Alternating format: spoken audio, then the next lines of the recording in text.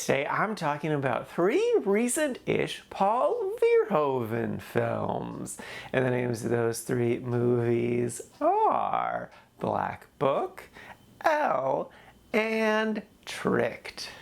First up is Black Book. This is a 2006 World War II film, and the basic premise is, in the Netherlands, this Jewish woman is hiding out in this house that ends up getting destroyed. So she spends the movie on the run from the Nazis, going to some extreme lengths to procure her safety. And it's really good. I thoroughly enjoyed this movie. Like, it's just a really interesting movie that deals with the moral implications of being part of a resistance while your country is occupied. Like, what is going too far in fighting for the freedom of your country? What are you willing to give up of your humanity to fight for that freedom? I really like the lead. She had a great flair to her. They made her fun to watch, but she also clearly deeply understood the gravity of the situation. So she was very fun and charismatic, but also was very deeply sad, contemplative. And the whole thing was just a very fun and engaging story that went to some very dark places. In general, I'm kind of past World War II stories. I feel like we've told basically all of the stories we can about that war. But that being said, this felt like a fresh, unique perspective that was worth telling, to see this particular side of it. Because we often see like more so like French resistance or the bombings happened in England. So seeing from the Netherlands perspective, though similar to other ones, still felt different enough to make this feel worthwhile. So yeah, no, I thoroughly enjoyed this movie, would totally recommend it. It is inspired by true events, but it's definitely a made up story, and it's a fun and interesting one that is definitely worth a watch.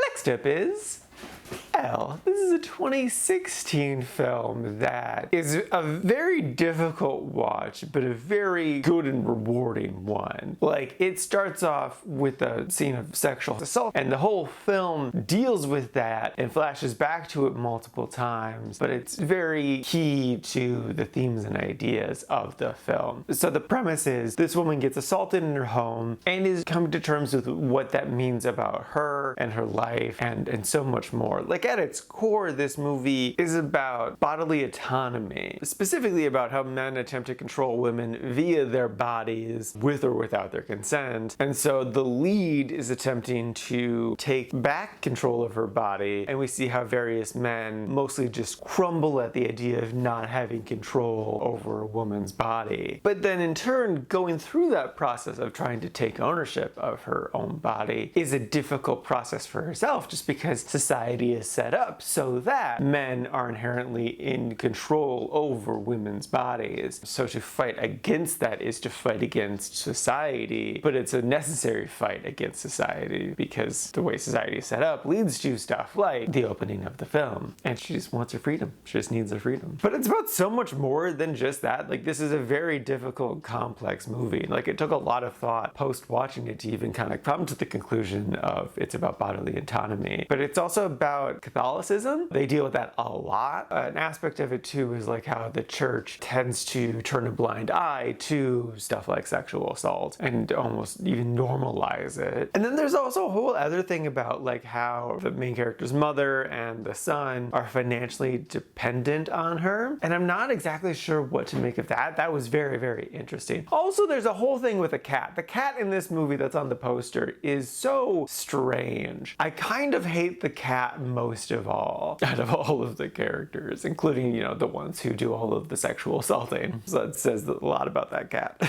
But honestly, I feel like I've just scratched the surface on what this film is trying to say, trying to do, that there's so many layers to it that it kind of necessitates repeat viewing, despite the fact that it is a rather difficult watch. It is a fantastic film, but it's a difficult one to recommend because of all of the sexual assault stuff. Like, that is a topic that is very difficult for certain people to talk about, understandably. It's too close to home or whatnot. So if you are sensitive to that subject, this is an okay film to skip. I do think they handle it very well and with a lot of nuance, though I could still see this being very triggering to certain people. So it is a great film that is definitely worth a watch, but not if you're sensitive to the subject matter. So yeah.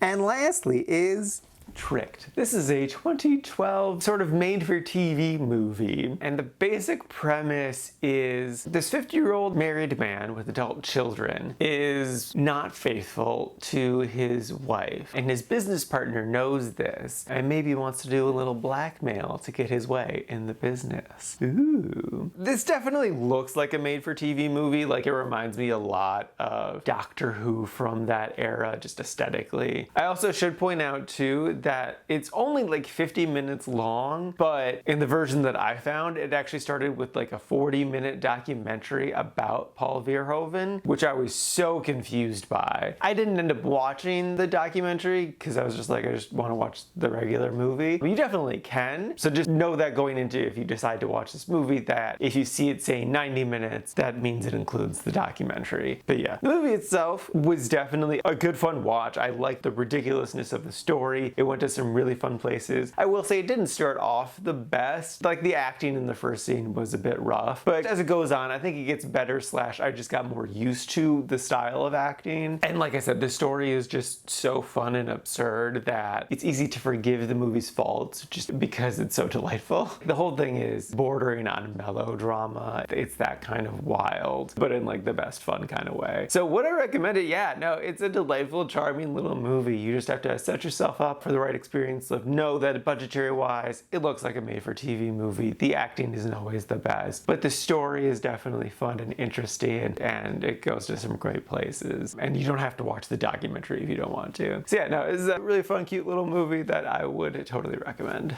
Alrighty, now for today's rankings. First up, we got Black Book sitting at number 30 in the really like section. And then right after that is Elle sitting at 31, again in the really like section. I really flip-flop back and forth on which one I liked more. I like them a lot for different reasons, so it was hard to place, though I am happy with how I placed them. And then bringing up the rear is Tricked, sitting number 62 in the quite like section. And this is out of a total of 141 old movies so far this year.